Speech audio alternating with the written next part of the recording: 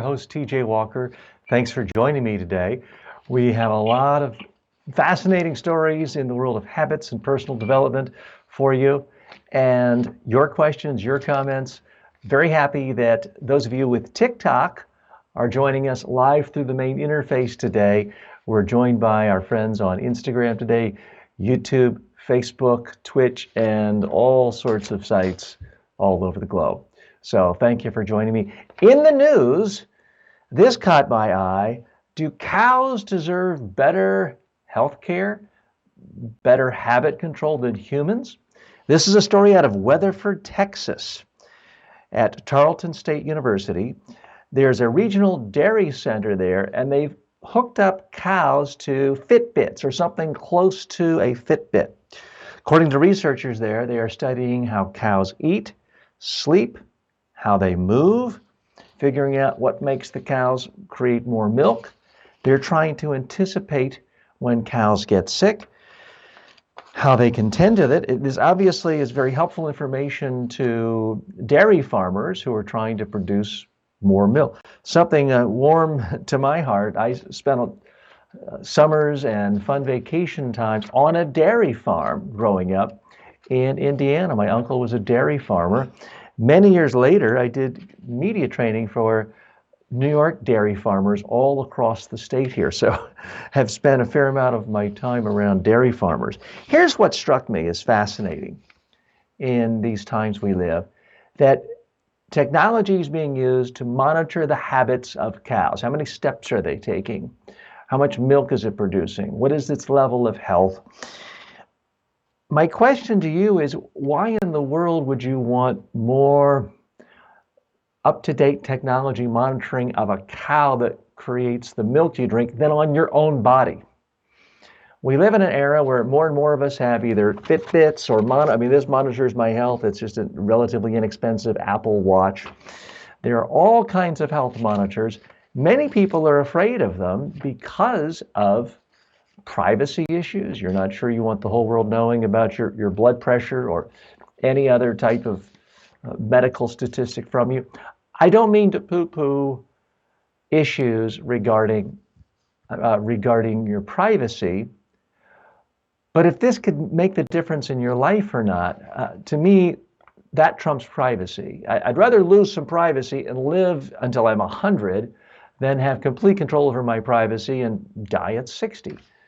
How do you feel? Let me know. Post your comments. By the way, if this is your first time watching, thank you. Thanks for joining us. Please post a comment and let me know where you're from, what city, what country you're from. It's always fun to see all the audience from all over the world where people are joining us from.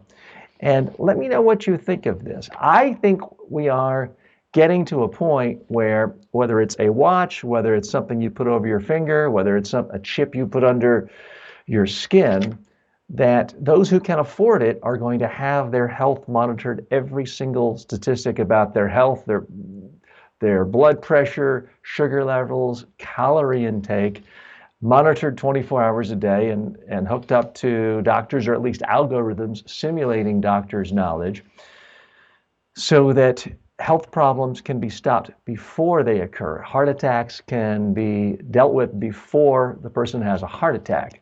Unfortunately, I do believe that this is going to get us to a point where we have a greater division between rich and poor. The rich are going to have every possible medical device, monitoring device, and may live to be 100, 120. The poor, if the current trend continues, will not only have these monitoring devices, but will continue to ingest so much processed food, so much processed sugar, processed carbohydrates, food that is nutritionally deficient and yet causes obesity. We're seeing this already with people who are lesser educated, lower income, life expectancies going down, certainly in the United States, in some other countries too. Those who are wealthy, who are educated, are seeing their life expectancies go up. This technology issue is going to exacerbate that. What do you think? Where do you stand on this? Do you personally wear either a Fitbit, a watch that monitors your health, your blood pressure, your temperature, or does that scare you? I would like to know. So post your comments there. Again, I'm TJ Walker. We've got a lot of exciting stories for you today and topics to discuss. All that and more. First, let's check in with my producer, Marceau. Marceau, I know we've had a number of technical problems today. How are we on the technical front? Just trying to put Instagram and TikTok back on. Okay. If we lost any of you, thanks for coming back. This is the 7th show. We're just in the 2nd day of our 2nd week of doing this as a regular live broadcast. So we're still working out the kinks. It's not just that we are doing a live stream. People have been doing that for a long time, but we're trying to do a live stream across more than a dozen platforms so as to reach the widest possible audience and not leave anyone out. So there are numerous technical complexities associated with doing live stream broadcasts across multiple platforms. So we are kind of ironing out the kinks here today and trying to make things as smoothly as possible for you. Okay, if you have any questions or comments, this is a show where it's more of a community. It's not me lecturing to you. It's not a bunch of prepackaged news images where you see video clips edited together of sound bites from politicians or Kim Kardashian. It's not entertainment news. This is a community to help bring people together who are trying to better themselves, trying to build stronger personal habits in their life to lead more fulfilled lives. That's what we're here for. Who am I? I am TJ Walker, and I conduct personal development training workshops all over the world, and I teach online personal development workshops on how to build stronger habits, how to have focus, build creativity in your life, and declutter your home, office, and life. I teach courses on all of those subjects. So for now, I want to hop right in with topic A. Your habits do not have to be perfect for anyone in the whole world other than you. Too often, I think we're all tempted to pick up a book on personal development habits, see what the author or the instructor says, here's what I do and you should too, and we try to copy that. And the reality is all of us are different. There are some similarities. There's really no one in the world who needs to live on a daily diet of Coca-Cola and M&Ms all day long. So if that's your current diet, then it's perfectly fine to say, let me be like everyone else who's healthy and get rid of that habit. But beyond that, there's a huge leeway of what makes for a good habit, what makes something really empower your life, what makes you healthier, what makes you happier. Health is somewhat quantifiable. If you have a sugar rating at a certain level, a cholesterol level above or below a certain level, those are measurable, quantifiable, and there are some uniform standards. But your happiness, well, that is completely a different matter. It is subjective. What I have found, and what many habit researchers have found, is the more you make yourself happier, the more likely you are to be productive, to fulfill other habits in your life, to do the things you need to do to be healthier, happier, sleep well, eat well. So that's why it's critically important that you spend some time every day on habits that are unique to you.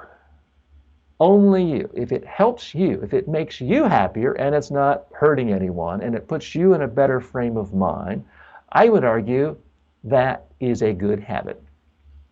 I want to share with you one of the things I just have on my own cell phone, in my own to-do list. I have my morning personal development list I go through. One of the checklist items is, you'll think this is silly because you may think this is a habit you're trying to break. My habit is to play an online game. You may think, well, TJ, I've wasted half my life playing online games. I'm trying to break the habit of doing online video games. Well, I loved video games when I was a kid, and I practically majored in Pac-Man and Galaga in 1981 when I was a freshman at Duke University. I'll never forget, I broke 100,000 in Galaga, my week of finals in the second semester of the year. I was so proud of myself. Can't remember what else I accomplished that year, but that was an accomplishment. But I've gone now years, sometimes decades, without playing an online game. So I put about 8 months ago as a daily habit for me to play an online game. Now, I play a word game. It could be a crossword puzzle. It could be one of those things where you're given letters and you have to turn the words into it to fill out a grid. But I play a word game every single day. Now, sometimes I can do it in 60 seconds. Sometimes it may take 3 minutes. The point is, I don't spend a lot of time, but it's just something I do in the morning as a part of my morning routine. It's a little bit fun. It's something to look forward to. And when I fill it all out and get it, it gives me a slight sense of accomplishment. And it stimulates a part of my brain because I'm having to think about word order, recombinations of letters. It takes me out of my normal way of thinking about words. It's therefore stimulating my brain. So it works for me. You've got to come up with routines, daily habits that make your life better. And where there's the greatest leeway is things that simply make you happy, but that you might not automatically think to do. So for you, it might be doing a little drawing each day, a doodle each day. Maybe you loved drawing as a kid. You love it now, but you just never think to do it. There's nothing wrong with putting on your daily checklist the habit of, I'm going to do a silly little doodle for 1 minute a day. Is that going to make you richer? No, probably not going to sell them. Is that going to impress your boss? Unless you're in the art world, probably not. But if it makes you happier, then there is a payoff, because all the research shows that it dramatically increases the chances that you will hold yourself to your other habit standards that you have. If you can check that one off and feel good about it, you're much less likely to fall into bad habits of eating that donut at snack time or doing any of the other things you don't want to do. You're more likely to do the exercise you planned for later today. That's how these things relate. So critical when you're coming up with your own list of habits that you want to fulfill on a daily basis, you've got to have some that are just for you. Other people may laugh at them. I have some I haven't even shared with you yet that you might think are really silly. Okay, I will share with you. One of them is I draw, and my drawings are horrible. And I do faces and doodles. It's just something for me to look at, stimulates a part of my creative side of my brain. I show them to my wife and my daughter, and they say, oh, that's the worst ever. We thought yesterday's was horrible. This was the worst. And I'll often draw pictures of my daughter and wife, and they really think those are awful. And you know what? They're right. But guess what? It doesn't matter. This is a habit just for me that puts a little smile on my face, gives me the tiniest sense of accomplishment of, okay, I'm a creator.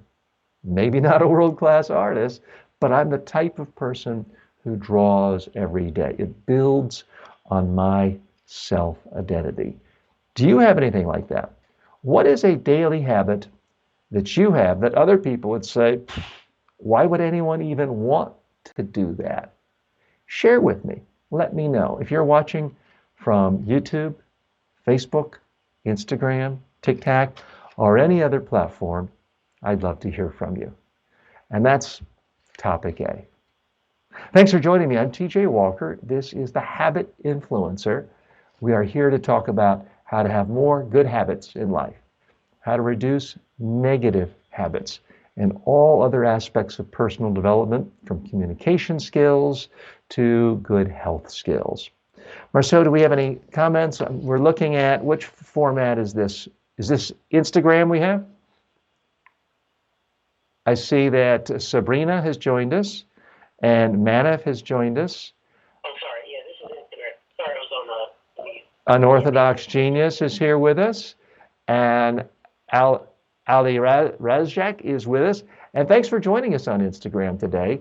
And if you were here with us last week, you probably saw the side of my face. Today, we've gotten the technology better, and we're trying to give you the live feed as well. Marcel, do we have any of our friends from TikTok? Because this would be the first time anyone on TikTok is able to see us through the main live feed of our camera and not looking at a little cell phone image of us. Okay, and Sabrina gives us a check mark. Peggy's joined us. Peggy, thanks for signing in today. And our friend Sai and forgive me if I'm mispronouncing your name. It's written S-A-I. I don't know if that's Saya, Sai. If you could maybe type in the pronunciation key, because I don't want to continue to mispronounce your name. Sai writes in, it's Sai from India. How are you? I have a request regarding, can you put me and my mentor in my can you be my mentor in my personal life and my professional life?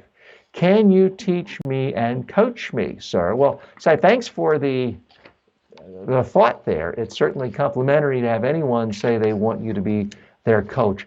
That's what I'm trying to do right here, frankly, is be a coach, be an inspiration for others, be a role model, but also learn from you. I don't know everything about how every single habit can be acquired. If you're asking, do I have a specific coaching program? That's not something I typically do. Most of what people hire me for is 1 and 2 day workshops, personal development workshops, media training workshops, public speaking workshops. We won't be doing this show live on Friday because I'll be in New York City conducting an all day long media training workshop for a whole bunch of Wall Street executives who have to go on CNBC and things like that. So that's typically what I do, but you never know. Certainly if there's enough demand from the community, I might start a coaching program. But for now, you've got me free right here. So you can ask me questions, you can toss out your thoughts right here. Plus, I think, Sai, you're already in some of my online personal development courses, and that's one great way of building on your knowledge base. Within the next 3 months, I will be coming out with a life coaching course on the Udemy platform and others as well. By the way, mark your calendars. At this time tomorrow, I should have my next online course available. This one will be anything and everything. It'll be the most comprehensive course in the world on how to use PowerPoint when you're giving a presentation. And for those of you who come either tomorrow or the next day, I'm going to be giving this course out to you, not for $200, not for I sound like one of these marketing guys, not for $100, not for $50, it's going to be yours for free. And no, it's not one of these gimmicks where it's free, but you've got to pay for the postage for $8. I am going to give you, simply because you are a visitor, a viewer of this show, completely free access to enroll in this course on PowerPoint. So whether you're a consultant, an author, an expert, a marketing executive, at some point in your life, you're going to have to make PowerPoint presentations. And I'm going to teach you every single trick in the book. So mark your calendars for that one. You're definitely going to want to hear on that one. Who do we have coming to us from YouTube today? Clinton Town says, yeah, you'll be back soon. Your battery's low. Well, that's always a challenge with electronics. If you do lose your connection, we will be here from 1 to 3 today. So please do come back. Mohammed Iqbal has joined us. Says, thank you, Tony. Okay. Well, I'm TJ, and that stands for Timothy John. And so if you want to be formal, you can call me Timothy John. My family, my mom used to call me Timmy, little Timmy. But we can just go by TJ here. If I don't think I look like Anthony or Tony Robbins, but if you're looking for him, he's also a great motivational speaker, trainer, personal development expert, and peak performance expert. So if there's confusion there, I guess I would say I'm flattered because he is wildly successful and respected around the globe. Let's check in again with our friends from Facebook. Peggy says, today is my day to make videos for YouTube. Well, Peggy, great. As much as I love you watching me and participating here, I'm even more impressed and happier when you are making your own videos. Now, I do want to give you a couple tips when it comes to making YouTube videos. Do not try to script out every single word. If you do that, it'll take forever, you'll get frustrated, and chances are you'll come across frozen and stiff, uncomfortable. Don't try to use a teleprompter. It just doesn't work for most people. My recommendation when you're making YouTube videos is focus on one idea at a time, look at a note or two, and then just speak to the camera, focus on the ideas, and use whatever words come to you. You'll come across more natural, more relaxed, more confident, and it will save you so much time.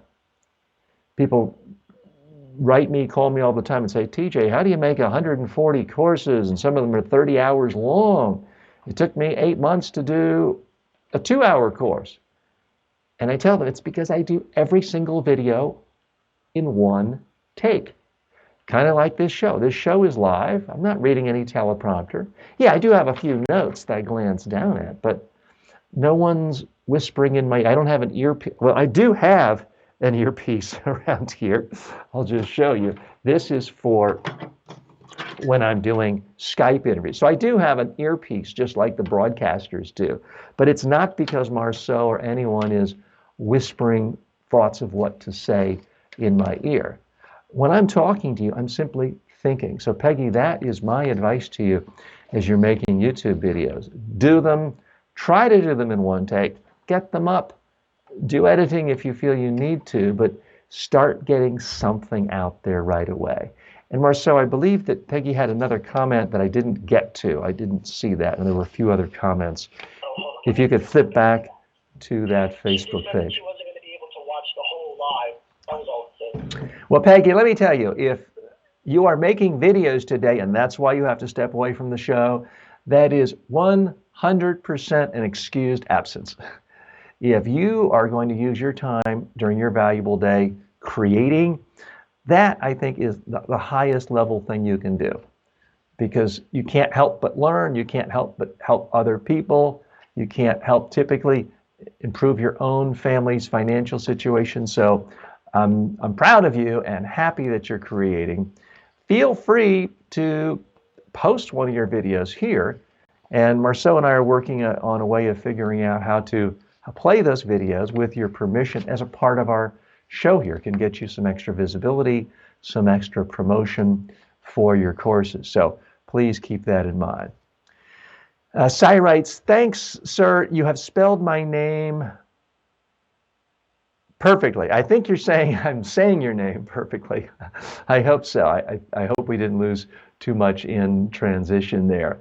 But Sai, thank you so much. Good to hear from you. So let me ask you, what does it even mean to you to be a coach or a mentor? Because those terms mean a lot of different things to different people.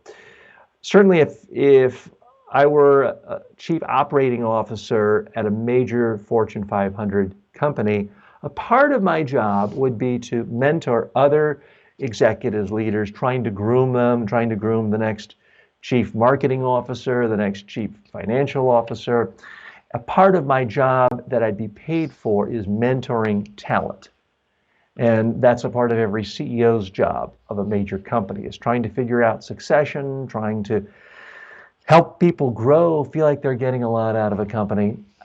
It's a little bit different in the world where you are on your own. You're your own person, you work for your own company, you're thinking of hiring an outside coach, an outside mentor. Then it's typically more structured. Then you have to pay the coach. If we all work for the same company, you wouldn't be paying the person. If it's a family member, could be coaching you. But if it's anyone who's not a close family member or in the company you work for, typically it's a paid arrangement. And so you got to figure out what you're comfortable with. There are coaching programs and mentorship programs where people pay hundreds of thousands of dollars a year. There are other coaching programs where it's just sort of a collective, people don't pay anything. So there's lots of different types there. Give it some thought about what you want. Post what you want there. Certainly if a couple thousand of you say, TJ, we want a coaching program, I would give that serious thought, but let's not get ahead of ourselves. We are early in the lifespan of this show and of this community. We are essentially 7 days old. This is the 7th day of our program here. Very excited to see so many people watching, adding comments, and viewing from all over the globe from more than a dozen platforms. But it is early. But Si, I definitely like your attitude. And I think we talked about this last week, which is you can have mentors from all over the world, even people you've never met. I consider Gary Vaynerchuk a mentor of sorts, even though I've never met him, because I follow him closely on social media and I read all of his books. I'm going to mention a name here that's political. I don't want to, for those of you in the United States, I don't want to offend anyone. I mention this person's name not because I subscribe to any of his political philosophies or how he treated people, but he was a role model, a mentor of sorts. And I'm speaking of Roger Ailes, the founder of the Fox News Channel. He's now deceased, very controversial career, but earlier in his career, he was extraordinarily successful as a media trainer, media coach, and political consultant. So certainly in the 1980s, he was a mentor of mine. I only met him once, never worked for him or any of his candidates, but I did see him as a mentor, went to see him speak, read his books. You Are the Message, which is still a good book. You can find it on Amazon and most bookstores as well. So I urge you, Si, have kind of a broad perspective of who your mentors might be in your life. It could be someone you hire and you pay money to every week and you have a set conference call, but it could be just particular people who might not even be alive, but you read everything they've ever written, you learn from them, you study their thoughts, you look at their influences. And those people can be huge mentors for you as well.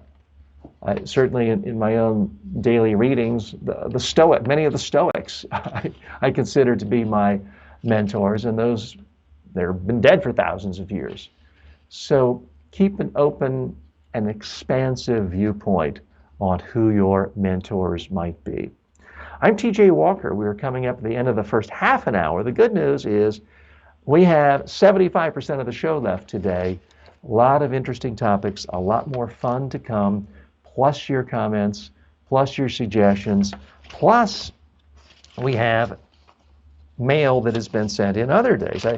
I try to always give preference to those who are with us live on the show, but sometimes people just can't make it.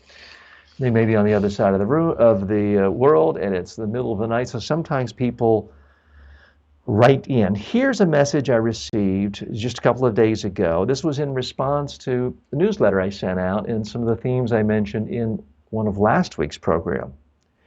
And this person, I'll call him Sam, says, TJ, truly inspirational. You're showing people how to use the new media as it evolves in the digital age. He's referring to a newsletter where I pointed out what we're trying to do here. Basically an experiment, doing a live stream show on 12 platforms at once for 2 hours a day, 5 days a week on personal development issues. As far as I know, no one else is doing it. So Sam writes, multi-platforms, targeted communities. The audience numbers of old in broadcast and mass media were fictions and inflated. I know for talk radio, definitely everyone in talk radio lies about their audience numbers. A real shotgun approach. He's talking about the way the old media works. Today's lower numbers are better if a greater percentage trust you and buy your stuff. Absolutely true. There's this theory, if you just have 1,000 true fans who love you, respect you, watch you, read you, buy your stuff, you can be successful and live your life as an artist. Far better to have 1,000 people who really love you and like your stuff than to have an audience of 5 million Twitter followers, but no one's really paying any attention. Sam writes, it's still tough getting used to this as one who worked in a pre-digital world. I think Sam is closer to my age. Hence the value of your insights. The media world continues to change. Thanks. So I wrote him back telling him I appreciated that. But here's what his follow-up to me. He says, following your model by coincidence, I just finished one piece. I think it means he made a video and sent a version to another outlet. We'll send it on social media, maybe do a podcast on it. And I'm thinking of vlogging. I remember talking to a network executive trying to get a job in the 1990s. And they said, it's time to be entrepreneurial. I didn't take the hint. Now, a generation later, it's the only way to survive. Thanks again. Stay in touch. That's Sam, one of our regular viewers here and readers of the newsletter too. So if you have any particularly important comments and it doesn't fit in a little box if you're on TikTok, you can always just write me an email, tj@tjwalker.com. Indicate whether you want it read on the program or not, and I will do so. Let's switch over to Facebook a moment, see who has checked in. Clarence Barsa has written in. Amen. I am Pastor Chance from Kenya. Building a church, need your support. Well, Clarence, the way I can help you, I think, is the way I can help anyone who watches. I can give you ideas, tips, strategies on how to be more effective in everything you do. I do have something I think you would find interesting, and I do have an entire course on fundraising, because that is a particular type of presentation. You can be a great speaker, pastor, deliver sermons, and still not be a good fundraiser. There is an art to fundraising. I have one of the top courses in the world on how to ask people for money. So I would urge you, if you're interested in that, go to udemy.com. You can buy the course for less than $20. Believe me, if you follow even a couple of the tips, you'll make that back in the first 5 minutes. So those are the ways I can really help you. But this show is not about fundraising for any other charity or noble cause. There's lots of noble causes in the world. We see the tragedies of what's going on with the people in Australia right now with the fires. And my hat's off to anyone raising money for various charities. But that's not what we do here on this show. But never hurts to ask. That's one rule of fundraising. If you don't ask, you definitely won't get. If you do ask, the worst thing that can happen, someone says no, but maybe they steer you in another direction that might be helpful, which is what I've tried to do right here. So Clarence, I do appreciate you writing. We also have Vegeva Esler writing in. Thank you for your service, TJ. I am a student of your communications training on Udemy. Greetings from Germany. Well, I love the people of Germany. I was in Frankfurt not too long ago, and what a beautiful, magnificent city. I hope to get back invited to Germany soon. Glad you're one of the Udemy students. If you don't mind, let me know, which course of mine are you in on Udemy? How did you find it? And what's the biggest surprise or most useful insight you've gotten from that course? If you wouldn't mind sharing that with me, I would really appreciate it. By the way, what I just did right there is what I want you to do. It's a basic, fundamental habit of good communication. Anytime someone compliments you on a speech, a presentation, a talk, a briefing, don't just say thank you. Say thank you and then say, oh, what do you remember? What stood out? This will help you build stronger habits as an excellent communicator. Because sometimes it's not what you expected. Sometimes it's a particular example that you gave in a Q&A period or in the end of the course. You didn't think it was that important, but it really resonated with your audience. So always ask. Back to Sai. He says, I've started my career as a freelance trainer and I'm struggling in my career as my life as a trainer. And now I'm 23 years old. Well, So if you know you want to be a trainer at 23, you're already ahead of the game.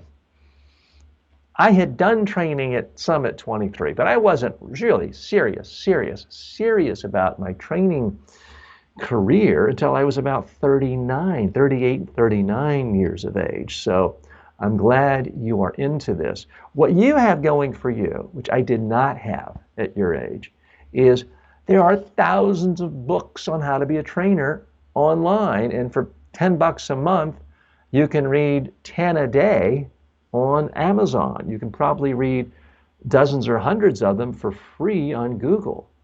There are thousands, if not thousands, but hundreds of podcasts by trainers, all sharing their wares and teaching you what to do. So you should spend, I think, half your day learning or maybe a third of your day learning from other sources, a third of your day creating your own content, and another third of your day somehow trying to reach out to people, meet with people, connect with people, retweet their stuff on Twitter in the industries where you want to work. That's how I would spend my time if I were you. Plus spending a little time listening right here.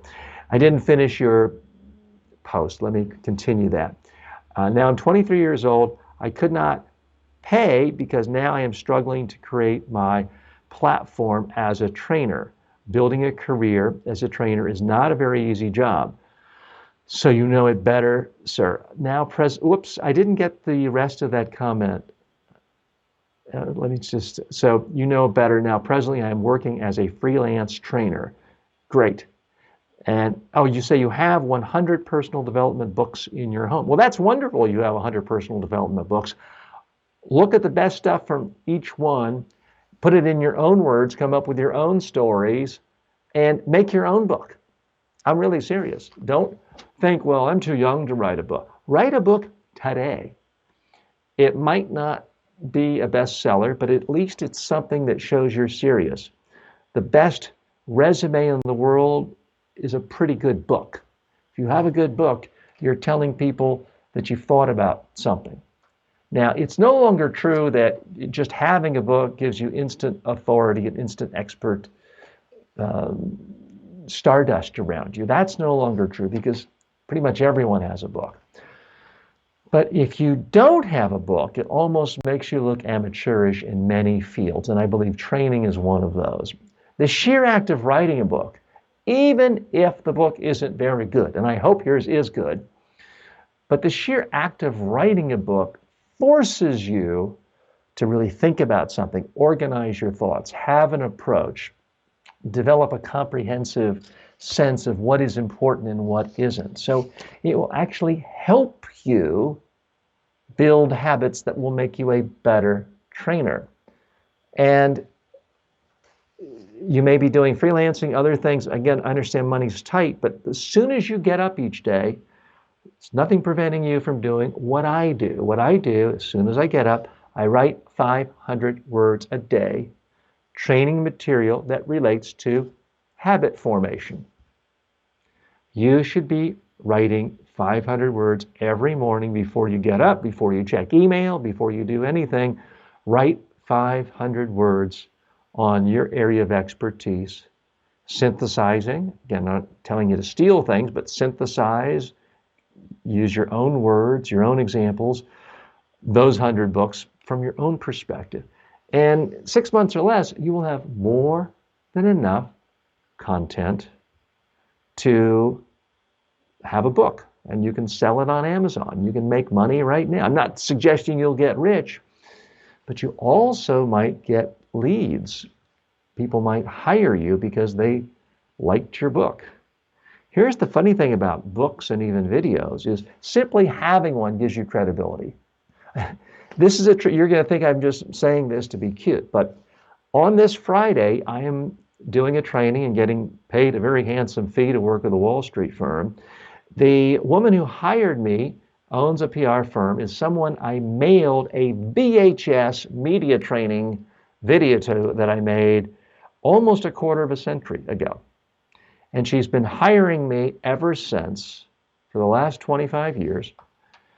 And I asked her once, well, what did you like in my video that I sent you? You know what she said? Oh, I never watched the video. I just figured you had one. You must be credible. And she's been using me for 25 years. So sometimes you can have really long-term relationships that will pay off because you initially sent some intellectual property to someone, a book, a video, something like that.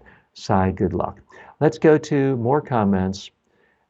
Let's see, Muhammad has written, did I miss any?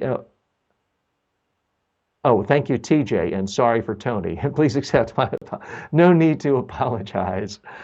Believe me, it takes a lot to offend me when it comes to comments on YouTube because I used to do political commentary. And if you talk about politics almost anywhere in the world, but certainly in the United States, you get the most vicious, vile, nasty personal comments about every aspect of your looks, your personal life, and death threats. So someone simply calling me Tony, believe me, does not faze me at all. I really appreciate you, number one, showing up today and listening. Number two, writing and responding. And number three, the apology wasn't needed, but is nonetheless appreciated and a sign that you are, in fact, a class act. So much appreciated.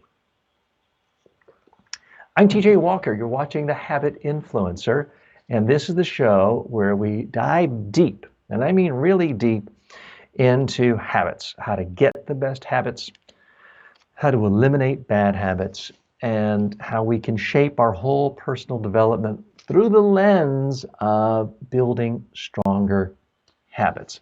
That's what this show is about. I come to you prepared every single day, Monday through Friday, 1 to 3 Eastern Time, with a number of top stories, issues I want to talk about. But I have some homework for you too. I want you to come prepared with your own agenda. What would you like to learn? Where would you like to go deep? Because this is, in fact, an interactive show, and it's not just a lecture. It's certainly not old videos where I push out and tell you what I was thinking 2 years ago.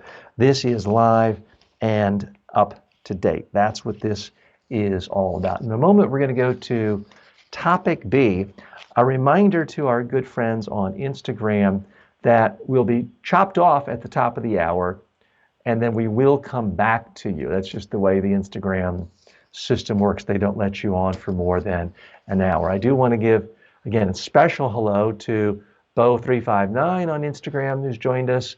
Vahid Mabinar Jr. has joined us. Sabrine JL, Alajaz has joined us, and others. And since we are going to lose you for a minute or two, if you have any questions or suggestions for topics, you can please post them now. Otherwise, if we get cut off, come back about 3 minutes past the hour, and you will find us again. If you come right back a minute after, you may see a holding card saying we'll be back in a moment. But the show has an entire another hour once we get to the top of the hour. Topic B. Is it child abuse to push your own kid onto social media like YouTube? There's a growing school of thought that parents who try to monetize their kids, forcing them to do YouTube videos, doing skits, making them work 12 hours a day to feed an algorithm on YouTube or TikTok or Facebook, are basically guilty of child abuse, working their children to death, being the worst stage mothers, stage fathers, and making money, exploiting money from their kids, and robbing their children of childhood. Not to mention putting their kids in a spotlight against their will without their consent and opening them up to predators, violating their privacy. How do you feel about this issue? A lot of people have very strong opinions about this. I was at a dinner party just recently here in the Long Island area of New York. This topic came up, and one of my friends, a person very amiable, intelligent, respected, was quite forceful. He said, TJ, I will not put my daughter in social media. She can't consent to that. I think that would be a violation of her rights, and it just would not be a good thing to do. I thought about it, and certainly there is some legitimacy to that if a kid has absolutely no interest in going on social media. But I do have a different perspective on it. As a parent, I believe my job, one of my many jobs as a parent for my own daughter, who's 6 years old, is to prepare her for life, to help her build habits that will give her a fulfilling, meaningful, prosperous life. And my daughter does have an interest and a fascination without me forcing her to do online video.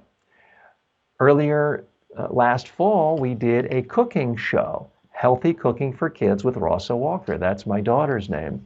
She wanted to do it. She likes watching cooking videos. She likes making cooking videos. We made a whole little series, just 5 or 6 episodes, and she had the time of her life. Am I going to get rich off that? No, I didn't make any money. Why did I do it? Because I wanted to build habits for her. It's virtually impossible to make videos online and be your own show without learning the habit of thinking creatively. You have to learn the habit of public speaking.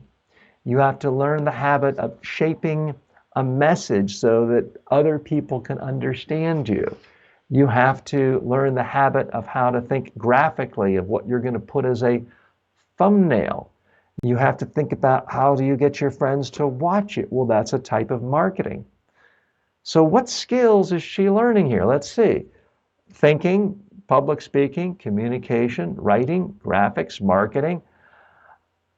That kind of seems like skills that are going to be really, really useful in real life when she's an adult.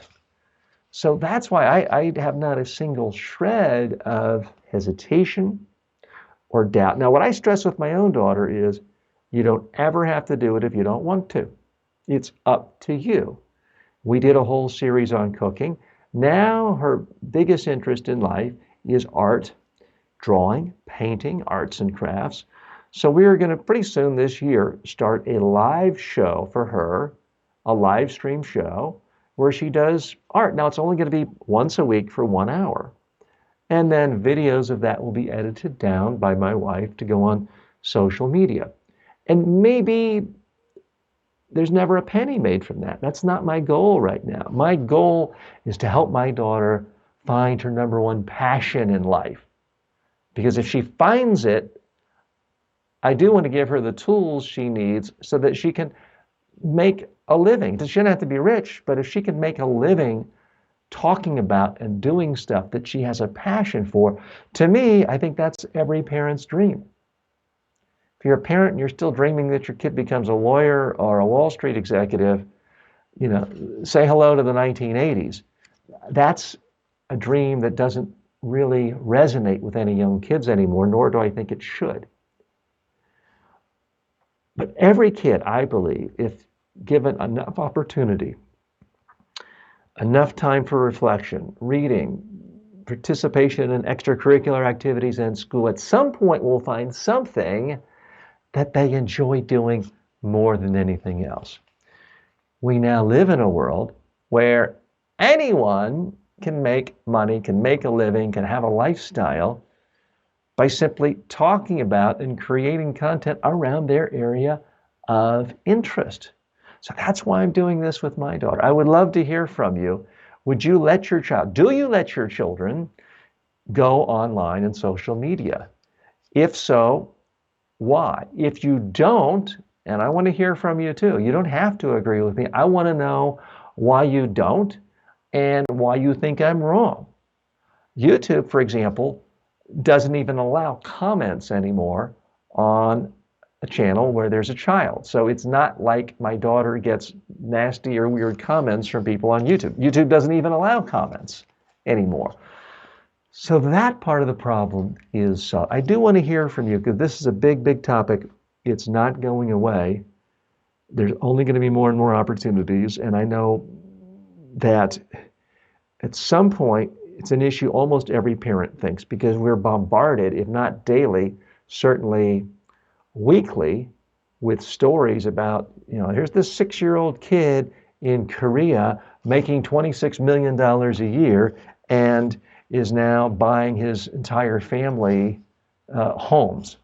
You see something like that and you think, Wow, I don't even have enough money saved for my college kids' fund for my kid, college education fund. And there are other kids out there doing creative things and making money. That's the other habit I didn't talk about yet, the sheer act of creating. Certainly, if you're doing anything with humor, it's really hard to be funny for people who are not your close family. If you can create something that's funny, that is a unique talent. That is something that's highly valued and prized in the marketplace, regardless of what career you go into. If you're seen as someone who can put a smile on people's face, look on the brighter side, bring joy to people's lives, you're going to be a much, much bigger asset in absolutely any field you are in. So I'm pretty strongly in the camp of yes, children should be allowed and even encouraged to do online videos and participate in social media. I don't think they should quit school to do it. I don't think they should shut down all other learning opportunities or extracurricular activities. My daughter still does singing lessons and piano lessons and taekwondo. She's not just going to spend every second on her YouTube channel. It's a part of the childhood. That's what I think is responsible. That's what I think is reasonable.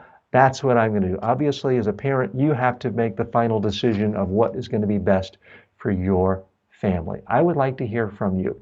Are you pro-children being involved with social media at an early age, or do you think it's the worst thing in the world? Post your comments. Let's check in on YouTube. We do have a few comments. And Mohammed writes in, I have a question.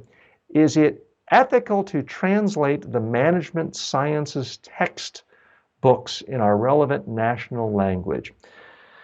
I believe that it's the need of time, and when a lot of rural area students struggle in English language, I want to help them by providing them an easy guide in the shape of a book. Definitely, I'll be copying some of the text to translate them to add real corporate examples. So if it's flat out copying and translating, yes, I would say it's unethical and it is illegal. If you find a book and you want to bring that book to another language and it's not currently in that language, my recommendation is contact the publisher of the book or the author or both and tell them, hey, I love your book and I'd like to translate it into my language. And if you're from a country that isn't extremely large or a region where the language does not have a huge financial base, a lot of times the publisher or the author will say, sure, give us $900, or sure, give us 20% royalty. So you can do that. Many of my books have been translated in different languages, Korean, Chinese, other Hindi around the world. And every time it's a slightly different deal, but certainly for specific countries, if it's a relatively small population and the publisher doesn't think they're going to get a lot of money otherwise, they're happy to negotiate a deal with you. Because here's the bigger problem. If you are trying to set yourself up as a reputable, reliable business person who delivers quality, if the first thing someone sees from you is that you've stolen someone else's intellectual property, why should they ever trust you? Why should they pay you? You don't pay for other people's work, so why should they pay you? So I don't think it's a good business practice to do that. Now, certainly if you've got a book that you think is valuable, there's Google Translate. There are a lot of translation services that these days are 95% accurate, and you could certainly recommend to people certain books for free on Google and plug in the translation and make it available. So that would be my recommendation there. Checking in, I don't know if I got all the comments there on YouTube, Marcel, but let's check in with our friends on Facebook a moment. Salfu Sayam writes in, I like to watch you live. Great. I'm from Bangladesh, but in my time zone, it's 1 a.m. and it's quite difficult to adjust with your with the live platform. You are an awesome trainer. Well, thank you very much. And remember, Seifu, that every single day I'm putting out several videos on Facebook, YouTube, other platforms. Every day I do put out text quotes. We'll soon be doing a regular blog and podcast. And if you do like my training, I have more than 100 courses on the Udemy platform. And my most recent one that I'm very excited about is the Complete Habit Formation course, which you can find on Udemy. And tomorrow, I'll be unveiling my latest course, this one on PowerPoint presentations, and you will get a free copy for that. So I know that works for your budget and everyone else's. Pavel writes in, from where can we access the previous live sessions? Now, I am happy you brought that up here. So I do want to announce a bit of a change today. We have been putting the previous live shows on Facebook, on YouTube, and a lot of other platforms. So if you just go to the video section of my TJ Walker personal development public page on Facebook and look at videos, you'll see the one from yesterday, and you'll see that it's roughly 2 hours. You can watch yesterday's. As of today, and same on YouTube. As of today, not going to do that anymore. Let me tell you why. It's not for financial reasons, although I don't begrudge people who put some or most of their content beyond paywalls. What I have found is the habits of people who are really successful communicating in online video say that you're better off putting one polished, produced video a day on YouTube and Facebook. Because if you do a 2-hour show that's basically unedited and you have a produced video or two, it messes up the algorithms on Facebook and YouTube, and they think that your videos are not popular. Because if you just put up one and then there's another one a couple of hours later, then people won't have seen the first one, not enough. So in the long run, you'll have a much smaller audience and a smaller reach if you put up all your live shows with your on-demand shows.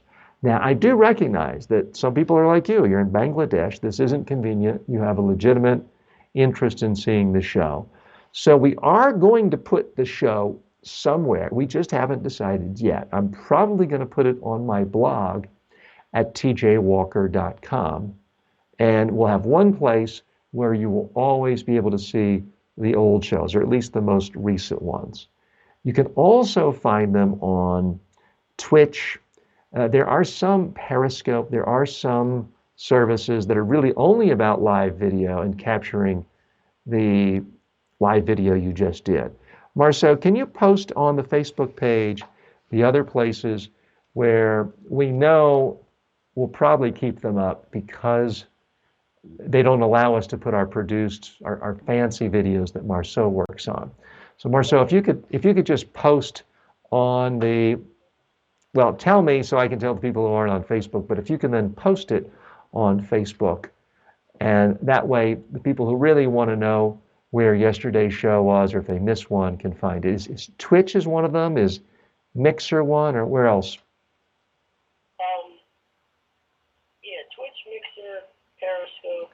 Twitch, Mixer, Periscope.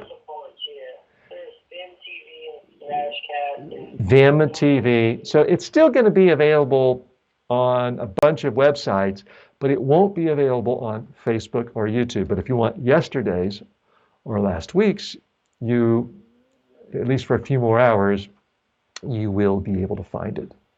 I'm TJ Walker. More to come in hour 2. Back in just a couple of minutes.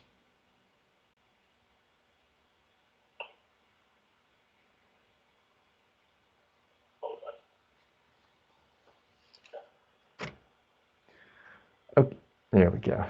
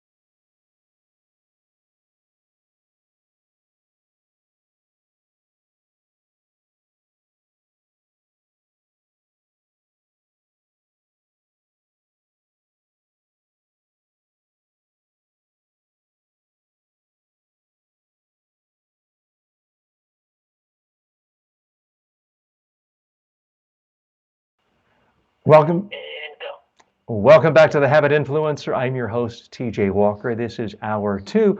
We are live January 14th, Tuesday, 2020. Yes, I'm still writing 2019. I'm sure I'm not the only one, but we are in a new year. We are in a new decade. These are exciting times.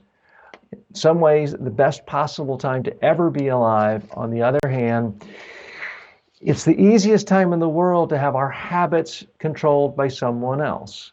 The huge corporations, Facebook and Instagram and YouTube and Apple and Amazon are all trying to manipulate us, pull our strings all day long to capture our attention, our eyeballs, to influence us so that they get a lot richer. And folks, I'm not saying that as an anti-capitalist. I like all of those. I use all of those companies. And we're using a lot of them right now. But it is a simple fact that individuals are losing their autonomy because every second of the day is like this. And I appreciate you watching me today. But I did have one comment from a TikTok friend. By the way, happy to see TikTok has joined us today. We thought we would have you on our regular broadcast camera so you could see us fully. We still have some technical kinks, so that's why you weren't with us the first hour. And J.W. Williams, thank you for joining us on TikTok. But one of your colleagues on TikTok wrote to me earlier this week because I had suggested going for a walk each day. A basic strong habit is going for a walk and leaving your cell phone at home. And the person said they couldn't possibly do that. Said, no, couldn't do it. I'm sorry, that wasn't the tip. The tip was 1 hour before bed, turn off your phones. That was the suggestion, which reminds me, I have to follow that rule right now because I'm here talking with you. I shouldn't be taking phone calls. My phone call just rang. So I'm going to put my phone in the sleep mode, the do not disturb mode, so that won't happen again. So that was my mistake. Rude of me. But the person on TikTok wrote to me and said, TJ, I couldn't possibly not look at my phone the hour before I go to bed. I basically go crazy. It's just not possible. And I can understand that. There have been times when I've been like that. Although I don't think I was quite as passionate about it being an impossibility. But we have gotten to this point where so many people feel like if I don't have someone else's ideas, content, messages, entertainment being thrown in my eyeballs and in my ears for even 1 second, I'll die. God forbid I could stand at a line at a checkout counter for 2 seconds and not have to look at a cell phone, or go to the bathroom and not scroll through news. There is something profoundly wrong with not giving our brains time to think, to reflect, to sometimes just do nothing, to ponder, to ruminate. Something is being lost. And I'm very happy about the fact that for the last year or so, I have very consciously left my phone at home for an hour a day when I've gone for a walk. It's one of my most productive times of the day. I come up with ideas for you, for online courses, books. Clears my head, allows me to think. And I also know that my sleeping patterns are better ever since I decided no cell phones in the bedroom, and no screens in the bedroom, and I don't even look at a cell phone an hour before going to bed. Keep that final hour screen-free and only look at paper books. Want to also say hello. Oh, Jim writes in, Ecom Live is a good platform for lives. I'll pass that on to Marceau. We are always looking at other platforms. We're using OB broadcast that we've used typically? Oh, yeah. We use OBS quite often, and that is giving us a big problem today. And so today we're using Lightstream. And for those of you who are just here to get information on habits, I realize this might be boring, but unfortunately we live in a world where communication is important, and you can't speak to everyone face to face. So we all have to learn something about technology. And you might not have been someone who was first to get on Facebook 15 years ago or whenever, or the first person to text. But now, if you don't know how to text, it really makes you seem like a bit of an out of it oddball. I believe that we're going to be in the same situation with live streaming and communicating live in video all over the world too. So, Jim, thanks again for joining us and the tips. If you have any other technology tips, we're happy to hear from you. Mark Hoyston has also joined us on TikTok. Sorry for you getting this side view. We should have the technology fixed, I hope, tomorrow or later this week, so you can see us coming from a main camera, and it's a little better and a little more appealing. We have HP Holly joining us, saying hi and hello. HP, thank you so much for joining us today.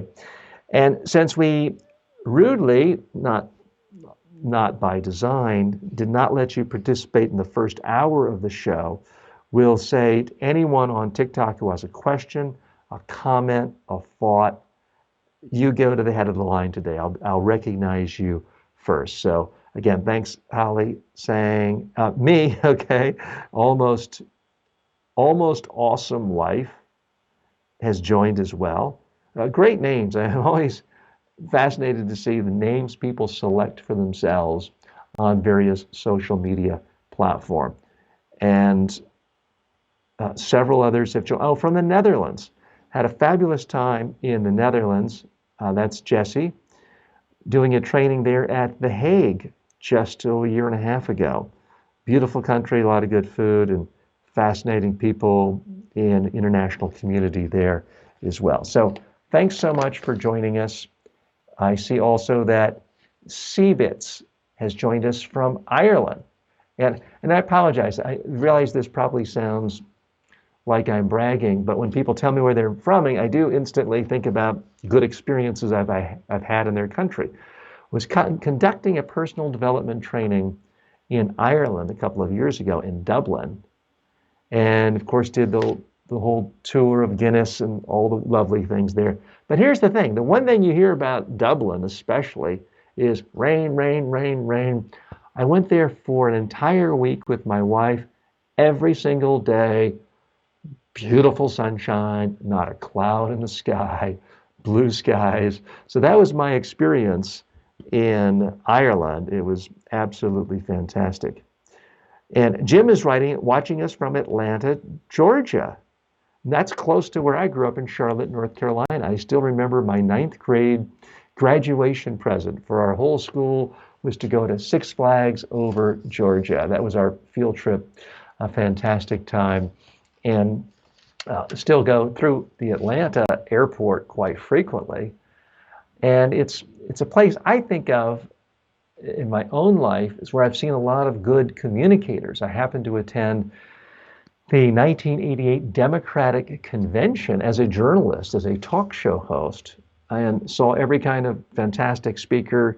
There was Jesse Jackson there was Bill Clinton, Michael Dukakis, not exactly the best public speaker, but for any of you around the world, when you can go to a national political convention and see the best political speakers in your country speak, regardless of whether you agree with the politicians or like them, it's always a fascinating experience. It's a great learning experience. So even if you're not a big political junkie like I was, it's still a great experience, and I would recommend it. And I see Holly is writing to us or watching us from La Habra, California. I don't know where La Habra is. Is that Northern California or Southern California? I mean, I love all of California. I almost went to college, to law school at UCLA, Southern Cal. They both accepted me, but I decided not to. Interestingly, just yesterday, Holly, my daughter, who's 6 years old, we went for a walk, and she said, "Yeah, Daddy, when I grow up, I want to live in California." I said, "Really? Well, what do you know about California?" I don't know why she picked that, but California is a fantastic place. Let's switch over and check in with our friends from Instagram. Fortune Tribes, my good friend and regular on Instagram, has checked in, said, my best idea to drop phone is to spend time with our partners or friends. Yeah, really spending time with friends, partners, family members is great, as long as it's not this. There's nothing I can't stand more to have a party, have friends coming over, and they're talking to me but staring at the phone. And Tribes, I'm sure you're not guilty of that, but it is a horrible habit that unfortunately is growing, and people don't even seem embarrassed about it. And Fortune also writes, I usually drop my phone before my bed on the table. Now, here's the thing. If you keep the phone on a table in your bedroom, psychologically, it's supposed to make you not relax as much. If you know it's there, the sheer possibility that it could ring or buzz or hum is a problem. Even if you turn it off, your subconscious realizes, oh, I could get up in the middle of the night, turn it on, and check email. I would highly recommend you put it in an entirely different room to get the most rest for your brain, your subconscious. But that is up to you. Now, Fortune also writes, actually, we can scroll the other way, Marceau. We've missed some of the things that were scrolled down. If we can, I need you to scroll down on the Instagram page because I can't see the other comments. Okay, so you do drop your phone. NA9311 has joined us on Instagram.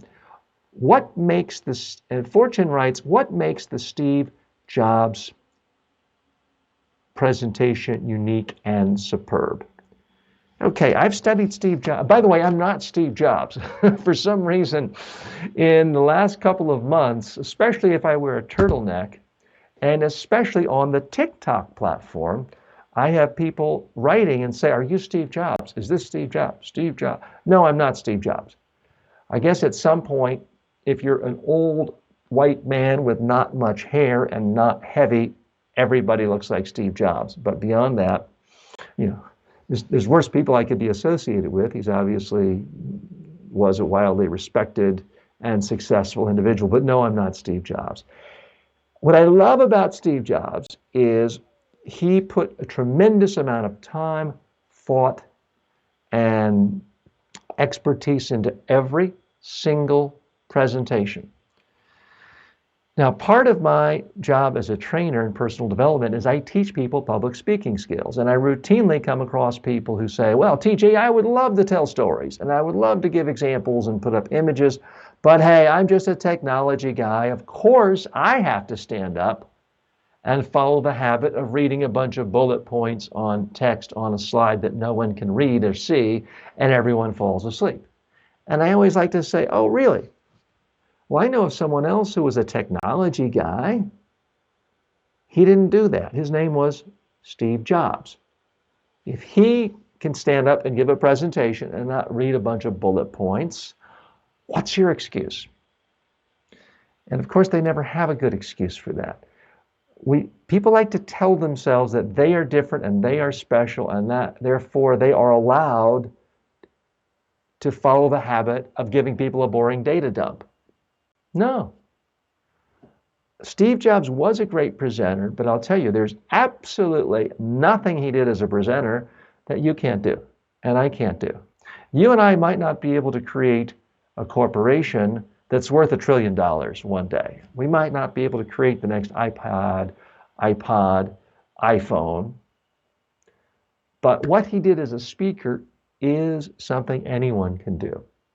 For starters, he focused on any presentation on just a handful of ideas. Next, he told a little story to make the ideas come alive. He didn't say, you know, our iPod is 6 gigahertz, megahertz, megabits bigger than the other competition by 50%. He says, what's this? It's something you can have 1,000 songs on in your pocket. He instantly made you understand it, visualize it. He sold the benefits. He didn't talk about all the specs, all the technology, the gigahertz, the meg. He didn't use the jargon, even though he knew the jargon.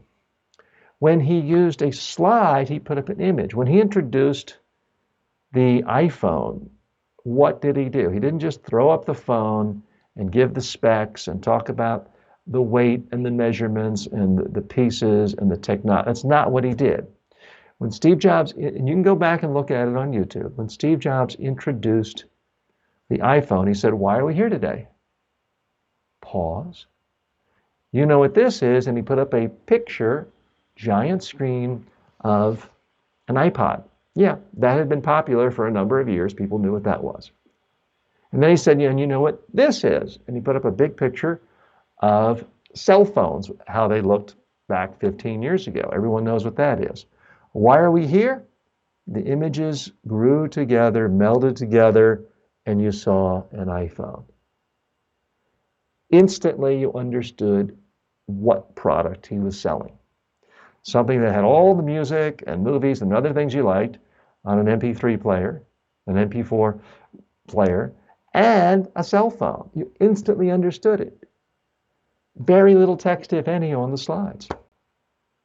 Let me tell you what else he did. He put a great deal of importance trying to figure out how could he paint a picture in your mind that you could not forget. That's a very different perspective. It's a very different habit from what most people do when they are giving a speech.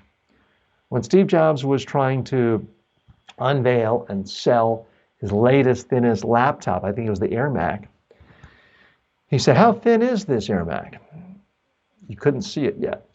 He could have done what most technology people do, what most sales people do, put up a screen, put up the width, put up the measurements, the weight, and all the facts and numbers on a screen. Now, since it was Apple, he could have had all sorts of special effects and video clips. He could have hired Morgan Freeman to do the voiceover coming. He could have done all of that.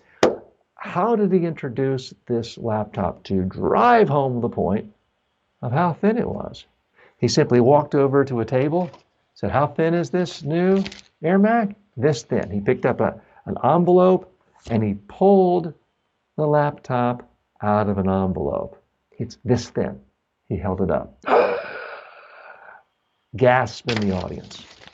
So here we are, at that time, perhaps a $500 billion market cap corporation, now almost $1 trillion company. Unlimited budget for special effects, video presentations, video, all that. A 50-cent envelope was the symbol he used, the prop he used to make that idea come alive of how thin this laptop was. And here we are talking about it, what's it been, 14 years? 14 years later, that's communication.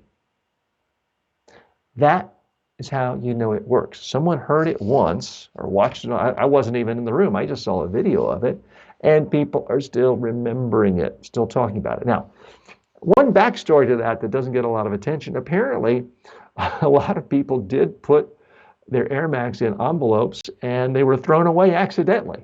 But I guess if you're in the Apple business, that just means they have to buy more, so it didn't hurt them. But it really was thin. It was an innovation. So, Fortune, thank you for asking the question. That was maybe a little more than you wanted, but to me, he is a perfect case study for his speeches, because here's the other thing people don't realize about Steve Jobs is he would spend days rehearsing a major speech. When he is unveiling a new product, they would get the beautiful opera house in San Francisco, which I've been to, a gorgeous place. He would become a big spectacle. Now, this was touched on in some of the movies about him, but he would spend days rehearsing. Again, so many people I meet say, "Teacher, I'd love to rehearse," but there's no time. There's no time. You know who found time to rehearse their presentations? Steve Jobs, Ronald Reagan. If you are the CEO of a corporation worth $500 billion, or the President of the United States, if you have time, I think everyone else has time too. It's either a habit or it isn't to rehearse before every presentation. If you want to be a great communicator, the number one habit you need to build is the habit of rehearsing every presentation in advance on video until you like what you see. That is a habit that will make you a great communicator. Let's check in on TikTok. We have had a couple of other people join. Lizzie has joined us on TikTok. Also, Rashim Jazan has joined us. Thank you so much, and apologies for looking away from you. I'm not trying to be rude. We just don't have the feed yet working with our other system for our friends on TikTok. We hope to get that fixed later this week. If you do have any questions, comments about any aspect of habits or personal development, we'll be sure to come to you as quickly as possible. And Holly, I do appreciate it looks like smiley faces. I'm a little bit further away. I'm going to assume they're smiley faces and not frowny faces. So thanks so much for the nice hellos and the friendliness. Let's check on, did we have anyone else on Instagram, Marceau? I didn't want to slight anyone there. Looks like Ahmadi Ashraf has stopped by and says hello. Bo 359731 has joined us. And She came back. What's that? She came back. She was on the previous one. Okay, great. And if you can you slide down to the bottom? I think I've missed the page, some of the things on the page. Oh, I thought these were the older ones. Okay. Oh, does it go the other way? Sometimes they go up, sometimes they go down. Great. All right, so I think that's covered it for Steve Jobs. If you do have questions about the habits of how great communicators communicate, that is an area where I've spent a tremendous amount of study over the last 35 years, not just reading and videos, but actually working with a lot of presidents of countries and prime ministers and Nobel Peace Prize winners before they give their Nobel speeches. I'm the one they call to rehearse with them. So if you have any questions that relate to habits on speaking, presentation, communication, I think I could probably give you a few unique insights there that perhaps you haven't heard from before. There's a couple of top news stories today that I wanted to check in on because I think that they are very important when it comes to people's understanding of personal development. One of them deals with this concept of willpower. For so many years, people said, someone's overweight, they just need more willpower. Someone can't get up on time, they need more willpower. It was tossed about. And then the last 5 years or so, I've noticed that there's been a backlash. Lots of personal development experts saying willpower is overrated and it's really arbitrary. It depends on whether you're hungry or not, time of day, that you simply use it up. And the people who claim they have more willpower than others are just not being honest with themselves. They can mess up as much as anyone else if they're put into the right context. Now we have a backlash to the backlash. This is a story that caught my eye. This is from a very respected writer and I don't know if I'm pronouncing his name correctly, Eyal, I believe. He's the author of Hooked and a couple of other books. He has a new post today that I wanted to share with you, and I am sharing the show notes with the URLs of any articles I cite in the show notes today, but look at it before the show ends because it won't be on Facebook or YouTube. But he looks at a new study by Stanford psychologist Carol Dweck, who is very respected in the whole field of social psychology and grit, other topics like that. And what she has done is taken a new study on this whole concept of how people use up their willpower. Because for many years, there has been this concept that willpower, it was like gas in a car, that you fill it up, you've got it, but when it runs out, that's absolutely it, and you're out of luck. And now there's new research suggesting that's not really the case. They did a study, and it's this theory of ego depletion, this idea that you make enough tough decisions in one day, after that you can't resist temptation. And I'll use an example, I don't mean to offend anyone, but it's supposedly why someone who's very moral and well-disciplined in the morning If it's now 8 o'clock at night, they're tired, they had a tough day, they're having a few drinks, they're traveling away from their spouse, this is when they're more likely to fall into having an affair. They've depleted their ego, they just don't have enough left. That was the theory. So here's what they found, though, and this was a very specific study done on a number of test subjects. And what they found is it all came from the beliefs of the individuals they were studying. If someone believed that they had limited supplies of willpower, that they were powerless to say no to that donut after 8 p.m. or that piece of cake or that fifth drink, the sheer act that they believed that they had limited amounts of ego and limited amounts of willpower made them lose their willpower. And that people who felt strongly that they were in charge, that they controlled their own lives, did not see their willpower reduce. So it depends a great deal on your own self-identity. And a lot of what we've been hearing for a long time is simply no longer considered valid by a number of social scientists. So keep that in mind. We don't have an excuse of, well, it was late at night, so I'd used up all my ability, all my reservoir of willpower was gone, so I had no choice but to drive drunk or start an affair. It doesn't work that way. You still have a choice. Let's switch away to something a little more quantifiable. You're talking about people's poor behavior, eating too much. Let's talk about habits as they relate to personal finance. I wanted to share with you a story. This is one that came from a website that I don't frequent as much, and I just wanted to share with you some of the highlights from it. Part of what I try to do every day on this program is bring to you the very best information as it relates to personal development and a real cross-section, so you don't have to go to all of it. This is from a blog called mindbodygreen.com. I'm not a regular on this one, but I do want to share with you some of their tips. And these relate to not just finance, but with health. I'm sorry, this one is specifically for health. I'll get to the finance in just a moment.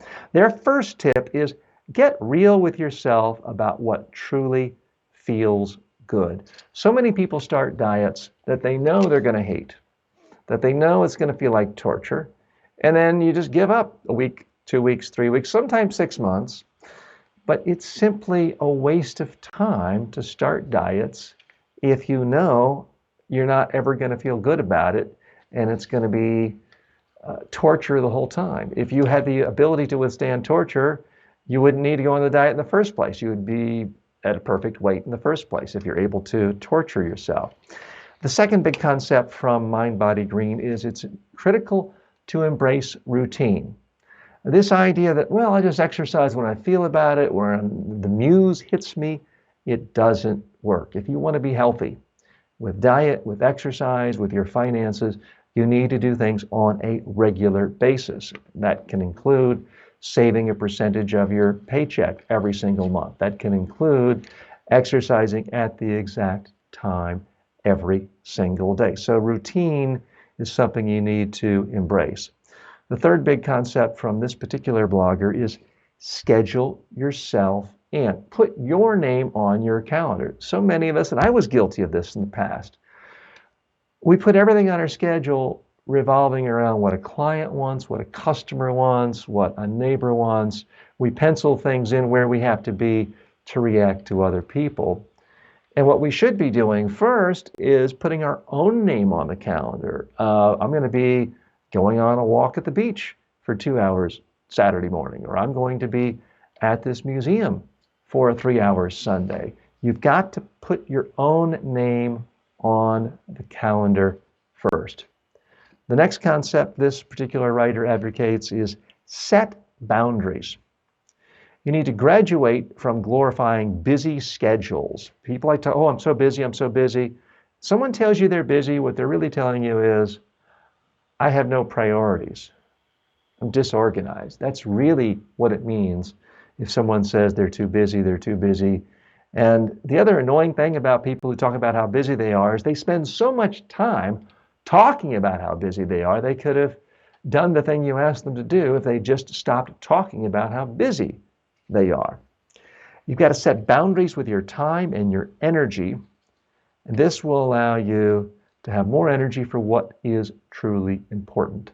That's why it's critically important to say no. Now, the fifth one jumped out at me, and perhaps it's my own perspective since I am married and live with a wife and daughter.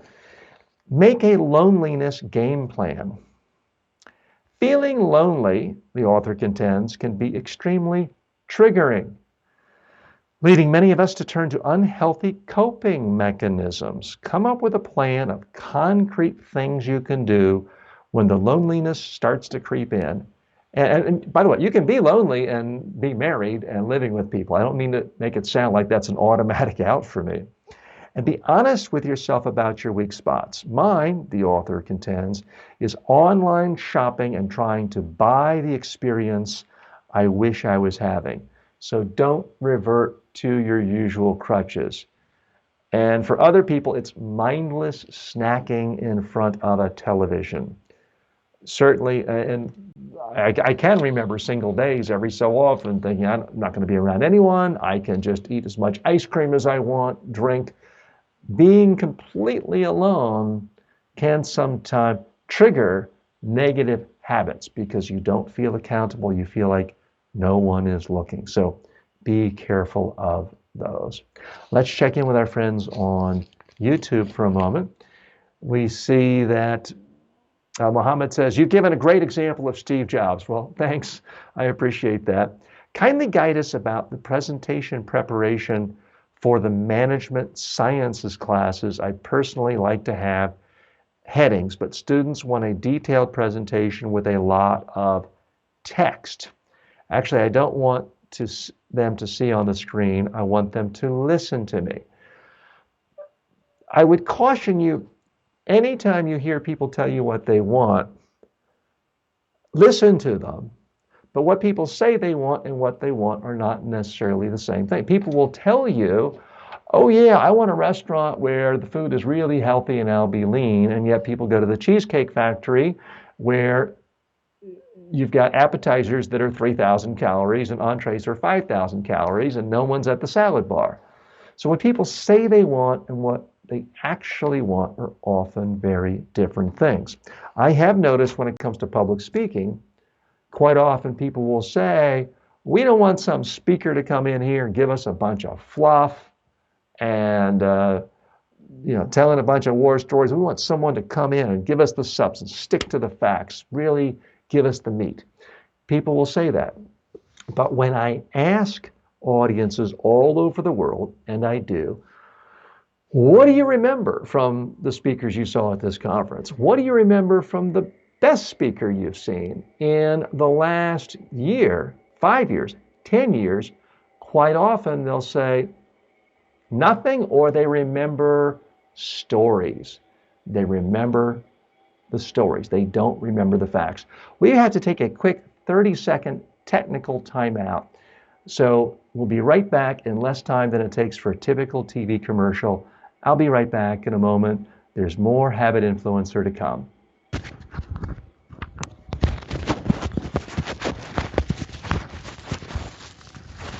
Marcel?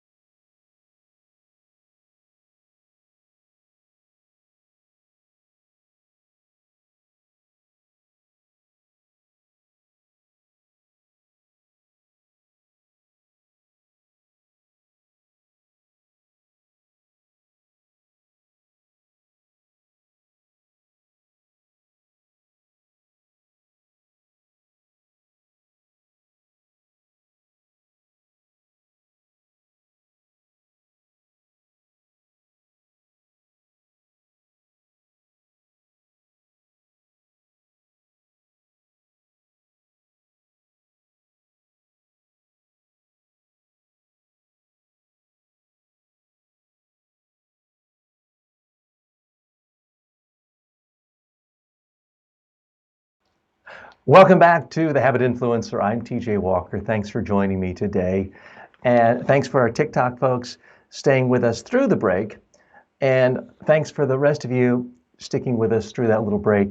Apologies, we are still working out the technology of all this. And in full disclosure, I just had to break for a moment to close the door. My wife was on the treadmill in the gym just about 20 feet away, and it was a little too noisy, so I just had to close the door. So that's it. I think we have our other technical problems taken care of. Now, I did want to get into a topic that many of us may feel good about: our health, our friendship, but when it comes to our finances, we're not quite as confident that we have the best habits in place. So this is a story, and I placed an image to it in the show notes, that gives what I think are fairly standard tips about good financial practices. I want to add in some of my own perspectives on this as well. So tip number one, make a budget. You can't stick to a budget if you don't have one.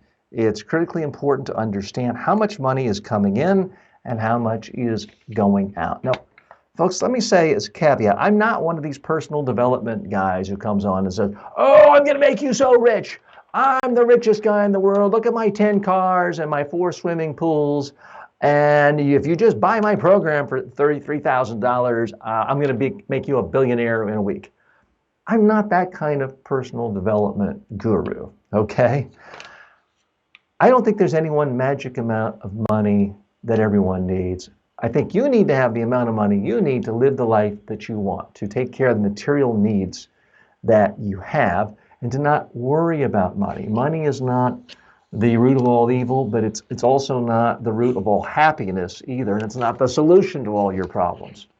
Not having enough money does cause a lot of stress. Having too much money can cause stress too, but not having enough money can cause a tremendous amount of stress in everyone's life. So that's why I think it is important to figure out how you can reach the financial status you want to accomplish what you need. So I want to go over these tips within that overall framework.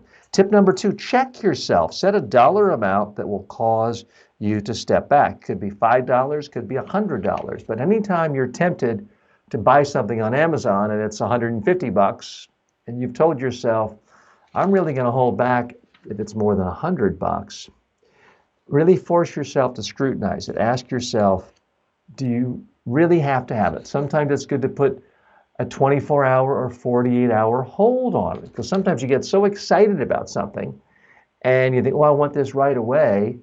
If you just didn't buy it for 2 days, chances are you might forget it. I know I did that a couple of years ago. I got all excited about an air fryer. Oh, it's going to be so much healthier, and my daughter who loves French fries will eat all these healthy potato fries with no grease. I bought the thing, and we used it once. Had I simply followed this technique of don't buy it for 2 days, probably wouldn't have bought it. So that's tip number 2. Tip number 3, automate savings. Make sure that some amount of money from each paycheck automatically gets transferred into a savings account, a 401k, whatever the investment vehicle is in your country that allows you to invest for retirement in a tax-free manner. Most countries have that. And you need some money in a rainy day fund in case your car breaks down, the refrigerator breaks. That's something important. Tip number 4, pick an expense to eliminate. Everybody makes dumb purchases from time to time. I don't make that many purchases these days other than a lot of books, technical equipment to share with you, but I still make some dumb expenses. Absolutely know about it. Everyone does. And it could be something small like bottled water. Now, in some parts of the world, okay, you do need to drink bottled water. In huge portions of the world, the United States, Europe, bottled water is actually less pure, less filtered than what's coming out of your tap. It costs more, it's wasting money, and it is absolutely horrible for the environment, which is a whole separate issue. But that's an area where you can save money. Think about regular purchases that make you happy, but don't necessarily cost a lot of money, and get rid of the ones that don't make you that happy, especially if they're costing a lot of money. The next tip, learn to say no. Just because you have the money doesn't mean you have to spend it all. It's okay to say I can't afford it or I don't want it. That's the best solution of all, to simply say I don't want it. You've got to plan for your long-term financial health, because you can't necessarily depend on your government to do so. You can't necessarily depend on family necessarily.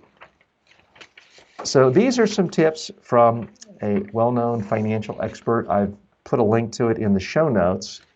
Happy to hear your thoughts too. I want to add on to that, because finance is to me, is one of the 7 pillars when you're looking at your life, when you're trying to plot out the habits you want for a fulfilled life.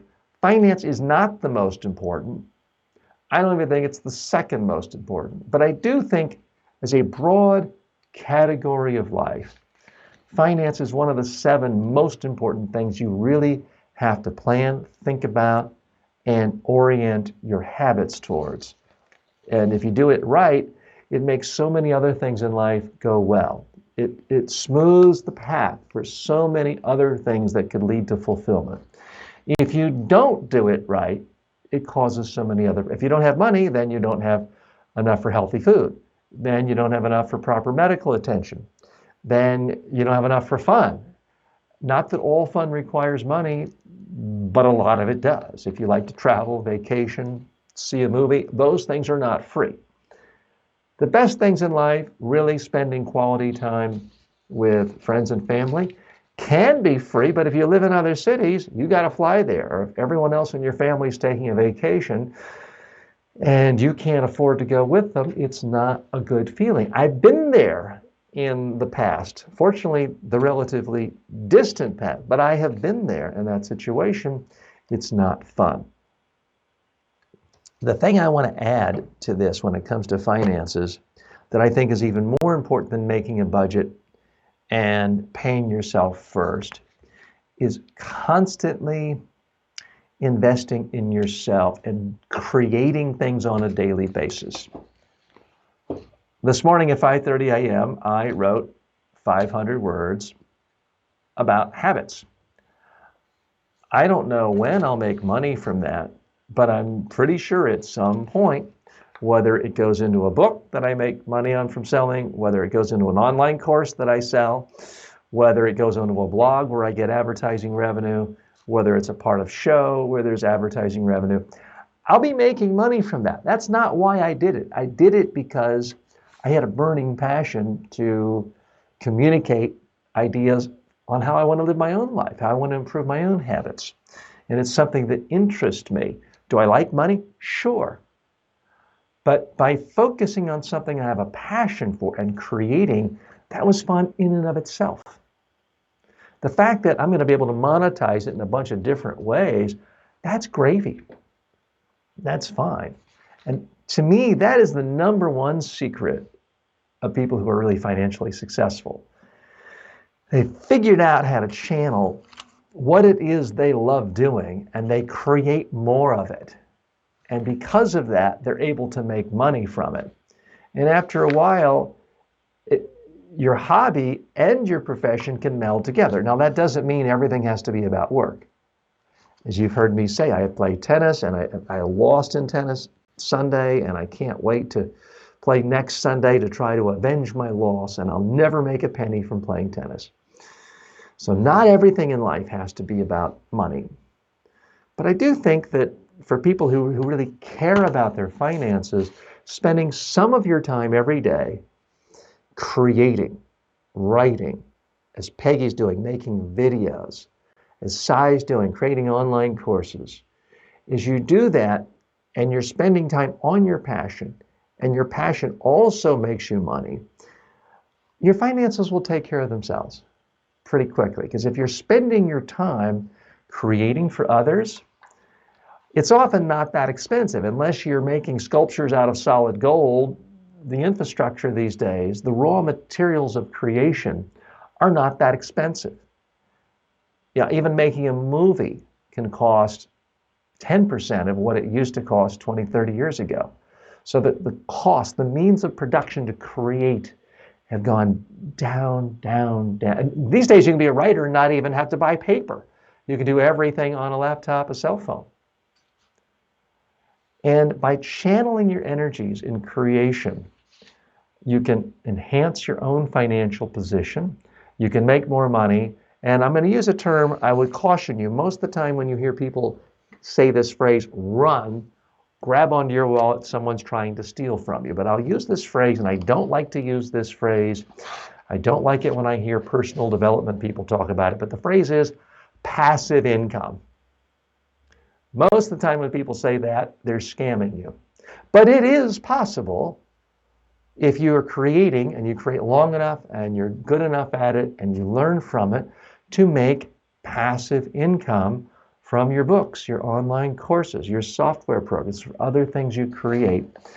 That's, to me, a fantastic way of ensuring your financial health, more so than just sticking a budget and saying, oh, I was only supposed to spend $300 on restaurants this month and I spent $342. That's a problem. I don't like to be honest with you, I don't budget that way. What I try to do is simply make a lot more money each month than I spend. And I realize not everyone can do that. And I did not do that for most of my life. But by following the principles that I talk about here in the course, it has allowed me to do that. And that's what I want to share with you as well. Let's say hello to a couple of our friends. We've had a few more join in on TikTok. If you have any questions, by the way, we are happy to take your questions, take your comments. We are coming up to the final lap of the show. We just have less than 10 minutes, but there's still time for your thoughts, your reflections as well. I do have a number of other stories I wanted to share with you, but I wanted to thank all of my friends today on YouTube, TikTok, Instagram, Facebook, Twitch. We've had a number of people joining us. So really exciting and fun to see this community kind of grow right in front of our eyes for in such a short period of time. But there's another topic I did really want to bring up with you and get your feedback. And this is a story from Crius, Crius.com. I've linked to it in the show notes. And headline of the story, monitoring children's screen habits is essential for healthy development. Now, if you are a parent like I am, you're probably at least have given thought to how much screen time your children should have. If you're not a parent, you've probably noticed your friends, family, others staring at screens all the time to the point where it's hard to even talk to someone. Now, I haven't been single in a long time, but my single friends tell me they go on dates, and their dates are half listening to them and half watching their phones. And there's kind of an etiquette now among some people, at least in Manhattan when they're dating, that every half an hour or so, it's considered perfectly acceptable to ignore your date, pick up your phone, and each person kind of looks at it for a couple of minutes, which I think is bizarre. But anyway, let's get back to the kids. There's a lot of research done. There hasn't been any 20-year studies of screen time because iPads didn't exist 20 years ago. And smartphones didn't really exist 20 years ago. So it's hard to tell the long-term damage or positive effects of kids looking at screen time. Now, there are some things that are indisputable. Researchers found that the average time children spend watching TV or using mobile devices have increased from under an hour at the age of 12 months to more than an hour and 50 minutes at 3. So the amount of minutes kids are spent looking at a screen each day is dramatically growing up. A study confirmed that children are developing screen habits earlier and earlier, perhaps unsurprisingly, given our increasingly digital-driven world. I know I'm struck sometimes we go out for family dinners with 3, 4, 5 other families, and the kids are staring at a cell phone or an iPad with the music loud or the talking loud. We're trying to have a conversation. And the parents act like, well, what do you want me to do? I couldn't possibly ask my child not to look at a screen during a dinner time. To me, that's crazy. And I'm not one of these purists who says, oh, kids should never look at screens. There is a backlash against screens, and supposedly Steve Jobs and even today a number of high-tech executives who are making the billions off of people's watching screens don't let their own kids watch screens. I know that in some of the more exclusive private schools in New York City, it is basically a policy. No child is allowed to look at a screen. The parents are not even supposed to let their kid look at a screen other than, maybe for 30 minutes on Saturday morning. And it's almost a code you have to sign to get into the school. I don't know how much of that is truly based on science or if it's just contrarianism, if it's just snobbery. If the masses want this, then I want something else. I'm sure when people went from tablets to scrolls, there were some who said, oh, scrolls, that's too newfangled for me. It's not as permanent as tablets carved into stone. I guess I am someone who likes to think of himself as more agnostic on any one form of communication or format, print, audio, radio, text, instead focusing on the ideas. To me, it's more important about what ideas is your kid absorbing from the media. There is, of course, a school of thought that says just all the quick editing, the sound effects, boom, boom, boom, a different shot every second is jumbling the brain and keeping a child's brain all stirred up to the point where it becomes increasingly difficult to focus on an actual textbook. I do think there's something to that. I can't prove it, but it feels right. But to me, the answer is not never look at a screen. To me, the answer is yes, spend some time reading books every day. You read to your kids read to you, and spend some time, if they are going to watch video, looking at videos that are not edited and filled with music and jump cuts every 2 seconds.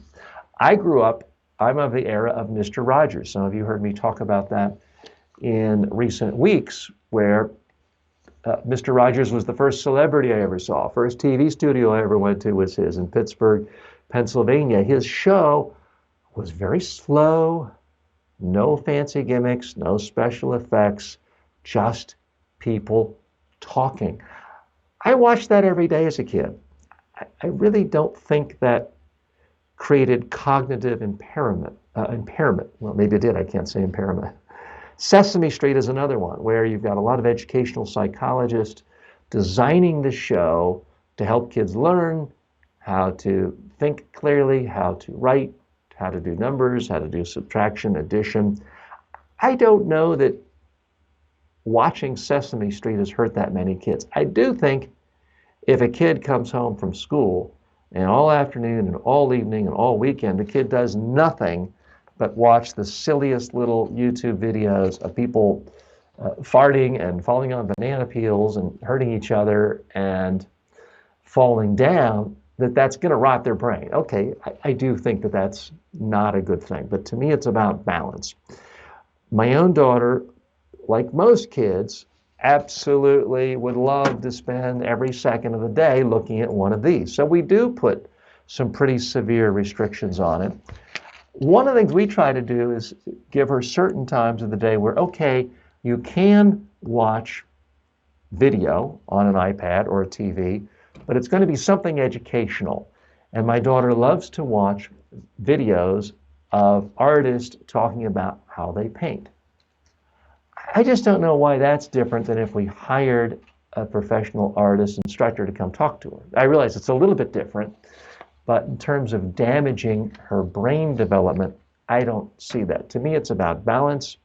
It's about what you watch. If you read classic literature every night, you're probably going to build your brain and make your brain smarter. You'll have a more interesting, nuanced perspective of the world and history. If all you do is read comic books and you're 50 years old, you're probably not going to have as wide a grasp of history, society, politics, and culture as someone who reads the greatest works of literature. It's about what you are consuming more so than the format.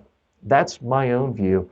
I'd love to hear from you. We're pretty much out of time today, but we'll be weighing in on this subject in future shows because watching TV is a habit. Watching video, YouTube video, even watching this show is a habit. I would argue it's a good habit to watch this show, but they're all habits that you need to be keenly aware of if you want to be in control of your life. And that's what we're all about.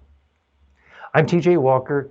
This is the Habit Influencer. Thanks so much for joining me. I'm here every single day with you and our colleagues in this community. Please join me tomorrow, 1 p.m. to 3 p.m. Eastern. See you tomorrow. All right, thanks.